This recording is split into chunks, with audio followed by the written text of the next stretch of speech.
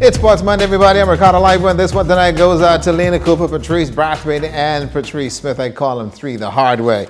Well, folks, the Rio Olympic Games is rolling right along. Grand Bahama Joanna Evans in her first Olympic Games competed on Sunday in women's 400-meter freestyle.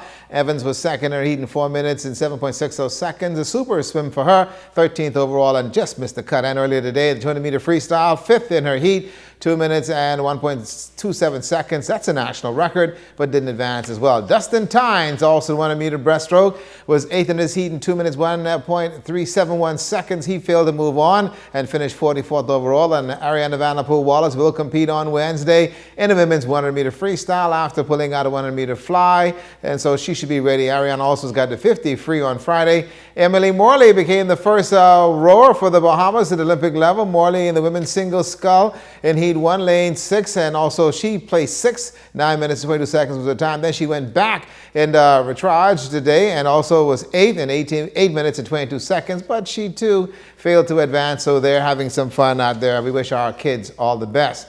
The ministry, Reach Out Ministry, celebrating winning the under-16 division of the Peace on the Street basketball tournament, folks. It was held in New Providence over the weekend. Well, as far as the boys are concerned, they played very well. Defeated Anatole Rogers 31-34, that third consecutive title. Coach Dudley said it was challenging. Get all those guys to New Providence, but it feels good to win it all. So I'm very happy. I'm excited to know that we won the trophy. It went to the wire. We only won by 1 point, but I think it's worth it. The trip was very expensive. A lot of people told me to cancel, but I couldn't cancel that experience for these young men. So as a coach, I want to thank Nassau Security. Mr. Bernard Knowledge took care of our rooms in Nassau. Mr. R.H. Coleman and everyone who helped and assisted us. We want to say thank you. Well, as far as the players are concerned, they talked about their experience down in New Providence, and they also give the tournament a thumbs up. Tournament, it was good, and it was rough. Ref wasn't on our side, but still, we had to fight through it and keep our head up and stay focused in the game. We get to play together. We build a good foundation between each other. I just like to play my peoples. It was a new experience for me with a new coach, and I appreciate that he asked me to come. He's a very good coach. You know, he wasn't too hard on us. He let us do what we had to do. It was an experience that I not forget. Times when I go undefeated through the whole tournament and come with the champions once again is a good feeling and one I'll never forget. And guys, I want to say congratulations. The YMCA Commercial Basketball League Championship started on Friday past. The Potato Port Stackers taking game 172-63 over Fast Track Wellington Longley with a 24-point game. The Stackers' Anthony Roll had 16. Fast Track KJ Russell at 21 points and Trevor Bain with 12 points in this one. Now they're going to play game 2 tonight. That's a 7 o'clock tip-off at the YMCA.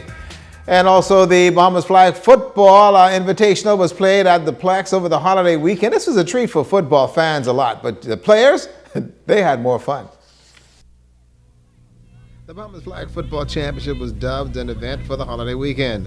On the ladies' side, 5 teams competed for this year's championship, and the conclusion was a competitive tournament.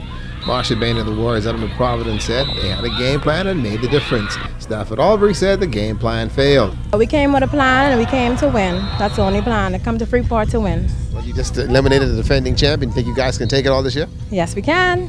Sure. Positive. Well, we are the defending champion in this tournament, and unfortunately we just lost our second game, so now we are out the tournament. But nevertheless, this is a good tournament. It's very competitive. We can't wait every year for Freeport to bring their team, Freeport and Nassau, to go at it, and it's always competitive. On the men's side, 11 teams met in the trenches in quest of the title.